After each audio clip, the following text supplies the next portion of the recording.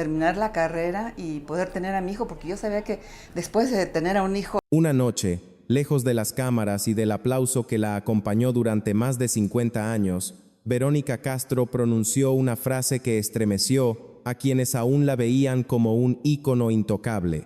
Ya no quiero vivir más. No fue un escándalo, no fue una provocación, fue el cansancio de una mujer que lo tuvo todo y que durante décadas cayó demasiado. Mientras México la veía sonreír en pantalla, alguien le levantaba la mano en privado, y ella, contra toda lógica, lo encubrió. ¿Cómo una de las figuras más poderosas de la televisión mexicana llegó a ese punto? ¿Y qué se esconde detrás de ese silencio que duró toda una vida? Lo que viene después es mucho más oscuro de lo que imaginas. Antes de contar su historia desde el principio, hay 4 verdades que durante años quedaron enterradas bajo la fama, el aplauso y el silencio. 4 revelaciones que explican por qué una mujer que parecía invencible terminó confesando que ya no quería seguir viviendo. Revelación número 1. Hubo un hombre que la golpeó, no una vez, no por error, y aún así nunca fue denunciado. Su nombre quedó fuera de los titulares, protegido por una decisión que marcaría toda la vida de Verónica Castro. Revelación número 2.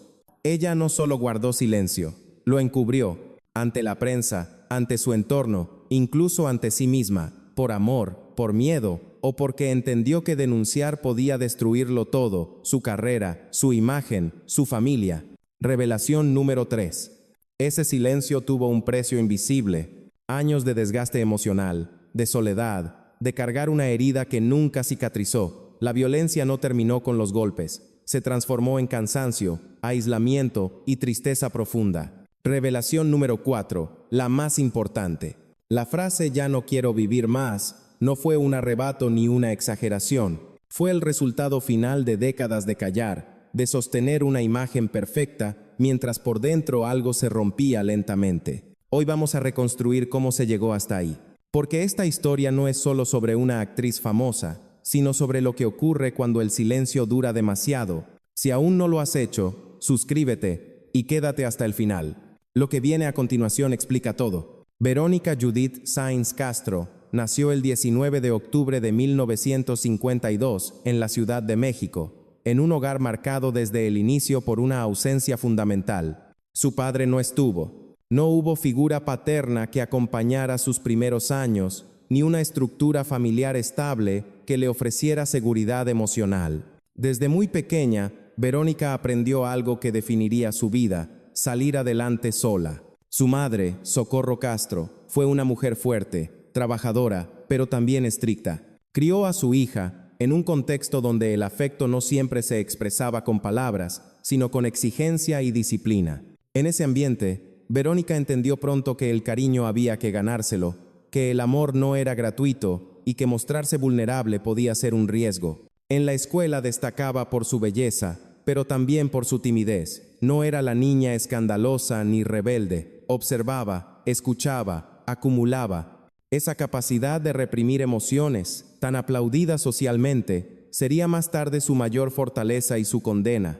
Cuando la adolescencia llegó, Verónica ya tenía claro un objetivo: no repetir la vida de su madre, no depender de nadie, no quedarse atrás. La fama, aunque todavía lejana, empezaba a perfilarse como una promesa de salvación. Sin saberlo, estaba dando el primer paso hacia una vida brillante por fuera y peligrosamente silenciosa por dentro. A finales de los años 60, cuando Verónica Castro apenas dejaba atrás la adolescencia, la televisión mexicana comenzaba a consolidarse como la gran fábrica de sueños del país. Para una joven bella, disciplinada y hambrienta de reconocimiento, ese mundo no era solo una oportunidad, era una salida. Ingresó al Centro de Capacitación Artística de Televisa, donde pronto quedó claro que no era una más. Su presencia frente a la cámara tenía algo hipnótico, una mezcla de fragilidad y determinación que conectaba de inmediato con el público. No era la actriz más técnica ni la más experimentada, pero sabía mirar, sabía transmitir, sabía aguantar largas jornadas sin quejarse. Eso, en un sistema exigente y despiadado, valía oro. Sus primeros papeles fueron pequeños, casi invisibles, personajes secundarios, apariciones breves, papeles que no llevaban su nombre en grande, pero Verónica no protestaba. Sonreía, cumplía y esperaba. ¿No había aprendido ya, desde niña, que para quedarse había que resistir? El verdadero punto de quiebre llegó en los años 70, cuando empezó a protagonizar telenovelas que la transformaron en un rostro familiar en millones de hogares. Su imagen se volvió omnipresente, joven, hermosa, accesible. No intimidaba, despertaba empatía. El público no la veía como una estrella distante, sino como una de las suyas. Con el éxito llegó el mito: Verónica Castro, la mujer fuerte, la actriz que podía con todo, la conductora carismática, la figura pública que no necesitaba a nadie para brillar. Pero ese mito tenía un costo. La industria no perdona la debilidad. Cada contrato, cada portada, cada aparición pública reforzaba una idea peligrosa. Verónica no podía fallar, no podía romperse, no podía mostrar grietas. La mujer que había crecido aprendiendo a callar ahora perfeccionaba el arte de ocultar. Mientras su carrera ascendía, algo más comenzaba a gestarse en silencio. La convicción de que su valor dependía de no decepcionar a nadie, ni al público, ni a los ejecutivos, ni a los hombres que entraban en su vida. La fama la había salvado de la invisibilidad, pero también la había encerrado en una imagen que no le permitía pedir ayuda. Y justo en ese momento, cuando parecía tenerlo todo bajo control, el amor apareció, no como refugio, sino como el escenario donde se repetiría el patrón más peligroso de su vida. Cuando el amor llegó a la vida de Verónica Castro, no lo hizo como un cuento luminoso. Llegó envuelto en admiración, intensidad y una promesa de protección que, con el tiempo, se transformaría en control. Para entonces, ella ya era una figura reconocida, una mujer admirada por millones, pero en la intimidad seguía siendo aquella niña que había aprendido que amar implicaba aguantar. El hombre que entró en su vida no apareció como un villano. Al principio fue atento, carismático, dominante, en un sentido que muchos confunden con seguridad. Verónica se sintió elegida, validada, necesitada, y eso, para alguien que había pasado la vida buscando aprobación, era profundamente seductor. Los primeros signos de violencia no fueron golpes, fueron palabras, silencios largos, reproches disfrazados de preocupación, comentarios que minaban la autoestima, que cuestionaban sus decisiones, que la hacían dudar de sí misma. ¿Cómo iba a sospechar si desde fuera todo parecía normal? ¿Cómo iba a reconocer el peligro si el mundo entero la veía como una mujer fuerte? El primer golpe llegó sin aviso. No fue público, no dejó marcas visibles, pero dejó algo peor: confusión. Verónica no gritó, no llamó a nadie, no denunció. En su mente, el escándalo era más aterrador que el dolor físico. La fama, que la había llevado tan lejos, ahora funcionaba como una jaula. ¿Quién le creería? ¿Qué dirían los titulares? ¿Qué pasaría con su carrera, con sus hijos, con la imagen que había construido durante años? Y así comenzó el pacto más peligroso de su vida, el pacto del silencio. Cada agresión venía acompañada de disculpas, promesas, momentos de ternura que la convencían de que aquello había sido un error aislado. Verónica aprendió a justificarlo, a minimizarlo, incluso a culparse. Pensó que si era más comprensiva, más paciente, más discreta, todo mejoraría. Pero la violencia no desaparece cuando se esconde, se transforma. Mientras en la televisión seguía sonriendo, en privado Verónica desarrollaba una habilidad inquietante: encubrir. Cambiaba versiones, inventaba excusas, protegía al mismo hombre que la estaba quebrando poco a poco. No porque no sufriera, sino porque creía que callar era la única forma de sobrevivir. ¿Cuántas veces puede una mujer poderosa sentirse completamente indefensa sin que nadie lo note? Ese silencio, que al principio parecía una solución temporal, empezó a echar raíces profundas, y con cada año que pasaba, romperlo se volvía más difícil, más peligroso, más doloroso. La violencia ya no necesitaba golpes constantes. Había encontrado un lugar donde quedarse. Encubrir no fue una decisión tomada de un día para otro. Fue un proceso lento, casi imperceptible, en el que Verónica Castro fue adaptando su vida para que la violencia no dejara rastro, no solo ante la prensa, sino ante amigos, colegas y ante ella misma. Cada vez que alguien preguntaba, ella tenía una respuesta preparada. Un tropiezo, un mal día, un cansancio acumulado. La verdad se volvía peligrosa. No porque no existiera, sino porque decirla implicaba romper demasiadas cosas al mismo tiempo. En el mundo de Verónica, denunciar no era solo señalar a un agresor, era desafiar a una industria, a un público, a una narrativa construida durante años. Era admitir que la mujer fuerte, la estrella invulnerable, también sangraba en silencio. Psicológicamente, el encubrimiento se transformó en un mecanismo de defensa. Callar le daba una ilusión de control. Si nadie sabía, entonces nadie podía opinar, juzgar o decidir por ella. En su mente, protegerlo era también protegerse. Proteger a sus hijos de titulares crueles, proteger su carrera de rumores, proteger su imagen de una caída que parecía inevitable. Pero ese silencio tenía un costo invisible. Cada vez que negaba lo ocurrido, se negaba a sí misma. Cada vez que sonreía frente a las cámaras, dejaba una parte de su dolor fuera de cuadro. Con el paso del tiempo, la violencia física fue dando paso a algo más persistente, la violencia psicológica interiorizada. Ya no hacía falta que él estuviera presente. La culpa, el miedo y la autocensura se habían instalado dentro de ella. Verónica empezó a vivir en estado de alerta constante, midiendo palabras, gestos, reacciones.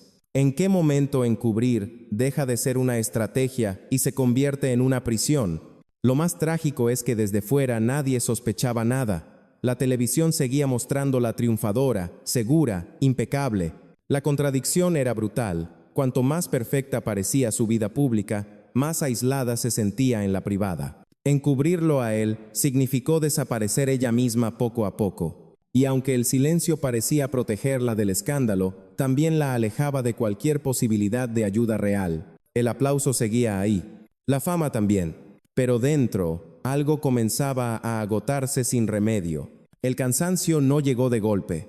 Se fue acumulando como una humedad silenciosa que termina por agrietar las paredes. Durante años, Verónica Castro siguió cumpliendo. Grabaciones interminables, apariciones públicas, sonrisas perfectamente ensayadas. Desde fuera todo parecía igual, pero por dentro la energía ya no alcanzaba. La violencia que había aprendido a encubrir dejó de necesitar un agresor presente. Se convirtió en una voz interna que cuestionaba cada decisión, que le recordaba lo frágil que podía ser su equilibrio.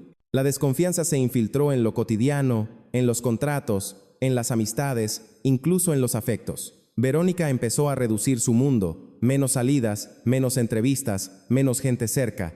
La soledad, paradójicamente, creció al mismo ritmo que su fama histórica. Rodeada de colaboradores y admiradores, se sentía cada vez más sola. ¿Cómo pedir ayuda cuando toda una vida te enseñó que mostrar debilidad es peligroso? ¿Cómo explicar un dolor que no deja marcas visibles? En entrevistas, su tono cambió. Había pausas más largas, respuestas medidas, silencios que decían más que las palabras. No eran escándalos, eran señales. La mujer que había sostenido el mito durante décadas comenzaba a retirarse, no por capricho, sino por agotamiento emocional. El retiro no fue una despedida oficial, fue un alejamiento progresivo, casi tímido, un ya no repetido muchas veces, ya no conducir, ya no protagonizar, ya no exponerse. Para algunos era una elección personal, para ella era una forma de respirar, de proteger lo poco que quedaba intacto. Sin el ritmo frenético del trabajo llegó el silencio verdadero, y en ese silencio aparecieron preguntas que había evitado durante años.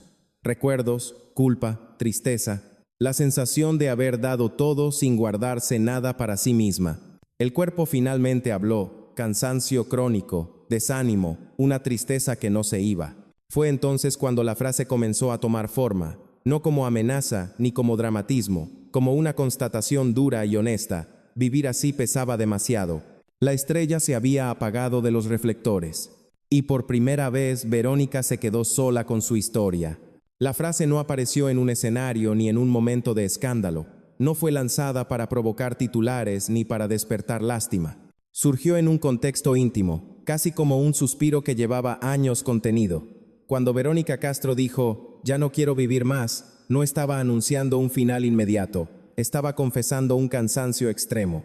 Quienes la escucharon por primera vez no supieron cómo reaccionar. Era una exageración, un mal día, una forma de hablar, pero en su voz no había teatralidad. Había algo más inquietante, lucidez, la claridad de alguien que ha sobrevivido demasiado tiempo, sosteniendo una vida que dejó de reconocer como propia. Esa frase condensaba décadas de silencios. La infancia aprendiendo a no pedir, la fama obligándola a ser fuerte, el amor confundido con aguante, el encubrimiento convertido en rutina. Todo desembocaba ahí en una verdad simple y devastadora. Seguir existiendo sin paz puede volverse una carga. No se trataba de querer morir, sino de no querer seguir viviendo de esa manera. De despertar cada día con la sensación de deuda emocional, de cansancio acumulado, de una historia que nunca pudo contarse completa. La mujer que durante años fue ejemplo de fortaleza, estaba por primera vez permitiéndose decir lo contrario. La reacción pública fue incómoda. Algunos minimizaron sus palabras, otros las interpretaron mal. Pocos entendieron que no era un grito de auxilio tradicional, sino algo más complejo, la expresión de una vida vivida en resistencia permanente. ¿En qué momento pedir descanso se vuelve un tabú? ¿Quién escucha a una mujer famosa cuando ya no quiere ser fuerte? Esa frase no cerró su historia. La abrió, obligó a mirar hacia atrás y a unir las piezas que durante años se habían mantenido separadas. Porque para entenderla, había que aceptar una verdad incómoda. El silencio también enferma, incluso cuando parece proteger. Y ahora, con todo lo vivido sobre la mesa, es momento de enfrentar lo que quedó pendiente desde el inicio: las revelaciones prometidas, las preguntas sin responder, y el verdadero significado de haber callado durante tanto tiempo. Llegados a este punto, la historia de Verónica Castro ya no puede entenderse como una suma de episodios aislados. Todo lo que parecía fragmentado, la infancia dura, la fama desbordante, el amor confuso, el silencio prolongado y la frase final, forma una sola línea continua. Ahora es momento de volver a las revelaciones prometidas y mirarlas de frente sin adornos. Revelación número 1. El hombre que la golpeó y nunca fue denunciado. No hubo una denuncia formal, no hubo un proceso judicial. Y no porque no hubiera daño, sino porque Verónica entendió muy pronto que en su mundo denunciar significaba exponerse a una violencia distinta, la del juicio público, la del descrédito, la del ¿por qué no se fue antes? Eligió el silencio como escudo, aunque ese escudo la hiriera a ella.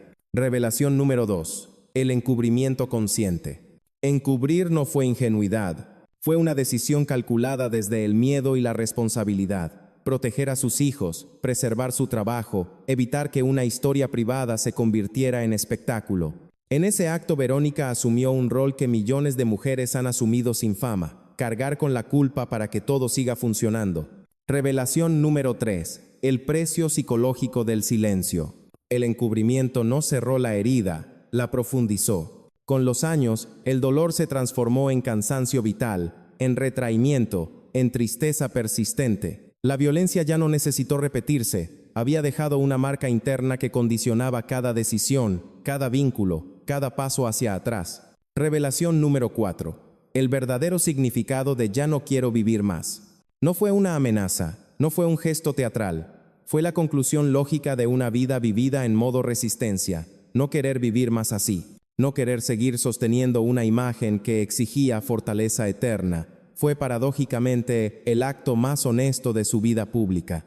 Al resolver estas revelaciones, la figura de Verónica Castro se redefine, ya no solo como estrella, sino como mujer, una mujer que sobrevivió, pero que pagó un precio altísimo por hacerlo en silencio.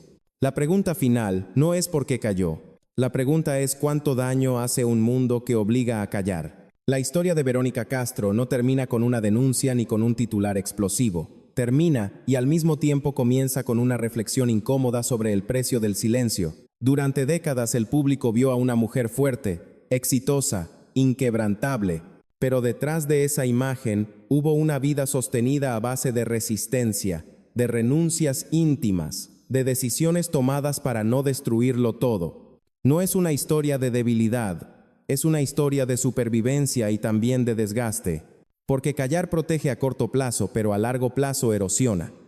La fama no inmuniza contra el dolor, a veces lo vuelve más solitario. Y cuando una mujer famosa dice, ya no quiero vivir más, no está pidiendo atención, está pidiendo comprensión.